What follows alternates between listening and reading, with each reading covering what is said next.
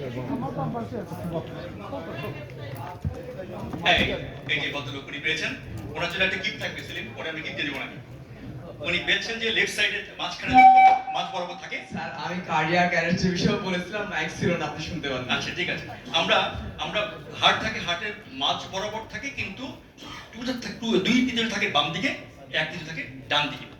এটা সিপিআই আমাদের লাগবে জানার জন্য। হ্যাঁ, তো এই লোকটা পড়ে গেছে, এই লোক যদি পড়ে যায়, এই লোকটা তো এভাবে পড়বে না, এভাবে পড়ে থাকবে, ঠিক না? এভাবে পড়ে আছে। তো আপনি পাশ দিয়ে যাচ্ছেন, আপনি দেখলেন একটু পড়ে আছে, আপনি কি করবেন? আপনি প্রথম আমাদের গাইডলাইন বলেছে আপনি ওনাকে দয়া করে ধরা দরকার নেই, আপনি নিজে সেফটি ফার্স্ট। আমাদের প্রথম প্রশ্ন এটা যে আপনি যখন পড়ে যায় লোকটাকে, আপনি একটা লোককে শুয়ে আছে কিনা, ঘুমিয়ে আছে কিনা না পড়ে, আপনি প্রথম দায়িত্ব হচ্ছে আপনি কারোকে ডাকা, সাহায্য নেওয়া। এটা খুব জরুরি। কেন? এটা একটু আপনার তো আইনজীবী, আপনি ভালো বলতে হবে।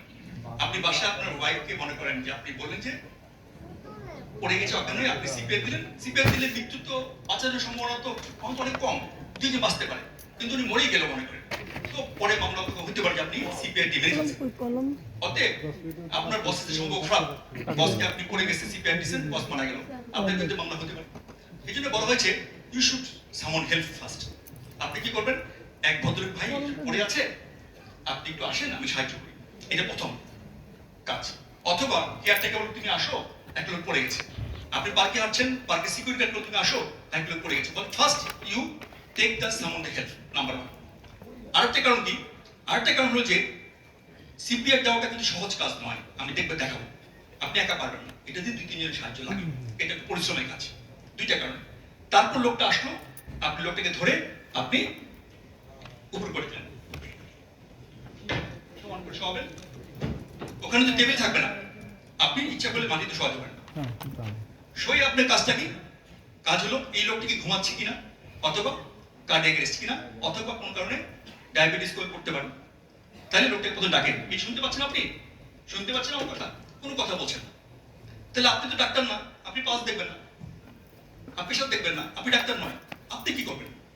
আপনি দেখবেন কি, যারা এখানে মহিলা আছে বলতে পারবেন যে যখন পাড়া বাচ্চাকে দুধ খাওয়ায়, তারা কিন্তু বাচ্চা শ্বাসের শব্দ শুনতে পায়, ঠিক না? আপনি কি করবেন? আপনার কানটা এখানে নেবেন, কোন শ্বাস নিচ্ছে কিনা। তারপর কি করবেন? আপনি আপনি শ্বাস খুলতে পারেন, নাও খুলতে পারেন, দেখতে পারেন যে পেটটা নড়ছে কিনা। তাহলে আপনি কি করবেন? প্রথমে আপনি খুব অল্প সময় শ্বাসের শব্দ শুনবেন, দেখবেন পেটটা নড়ছে কিনা। এই কাজটা করতে আপনার সময় লাগবে 30 সেকেন্ড। একজন লোককে ডাকলেন, শ্বাস শব্দ শুনলেন, পেট নড়ছে কিনা দেখলেন, আপনি কনফার্ম হয়ে গেছে কার্ডিয়াক অ্যারেস্ট। তার কোনো শব্দ করছে না, নাড়াচাড়া করছে না, শ্বাস নাই, কোনো পাস থাকা দরকার নেই, কিছু দরকার নেই, কনফার্ম কার্ডিয়াক অ্যারেস্ট হয়ে গেল। তখন ভাই এই লোকটা কার্ডিয়াক অ্যারেস্ট হয়েছে, আপনি কাজ করেন, আপনি 999 ফোন করেন, অথবা পুলিশকে খবর দেন, অ্যাম্বুলেন্সকে খবর দেন, হাসপাতালে খবর দেন, একজন অ্যাম্বুলেন্স আসতে বলেন, আমরা আপনাকে সিপিআর দেব। আমরা ট্রেনিং করেছিলাম এখানে সুপ্রিম কোর্ট বালসেনে, আমরা দেখি হবে কিভাবে সিপিআর দিতে হয়। কিভাবে দিব সিপিআর দেখেন, আমরা সবাই হাতটা উঠাই,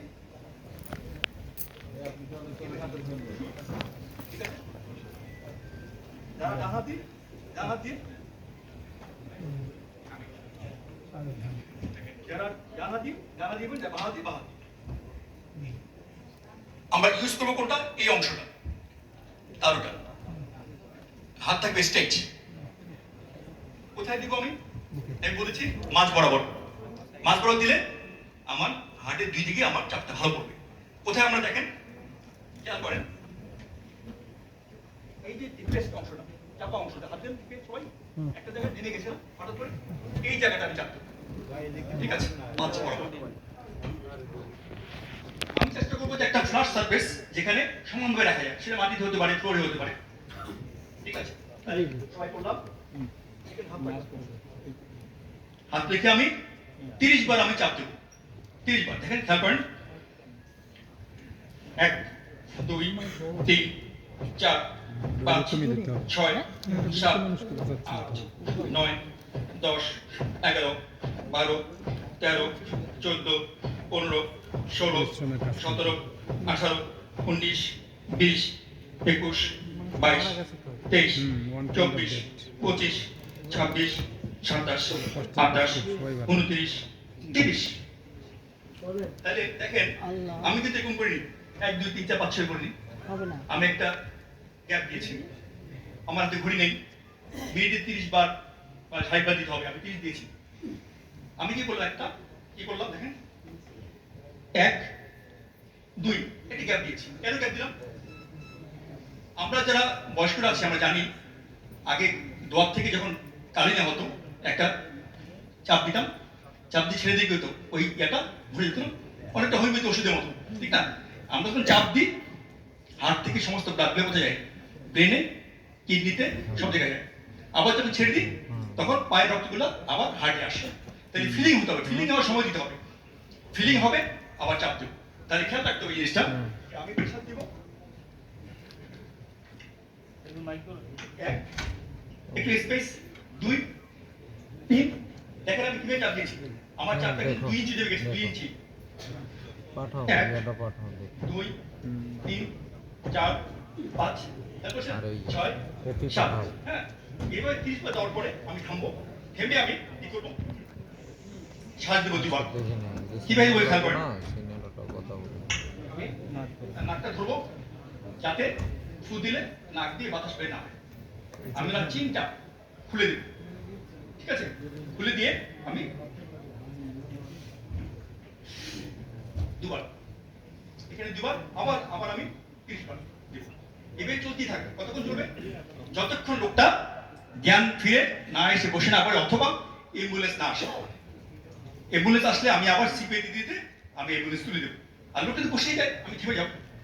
এখন প্রশ্ন আসছে যে আপনি এই যে শ্বাস দিচ্ছি আমরা, এই শ্বাসটা দেওয়াতে আমাদের সমস্যা আছে। যেমন একটা মেয়ে পড়ে গেল, একটা ছেলে আছে, অথবা করোনার পরে পড়ে গেছিল, ভাইরাস দিতে পারে।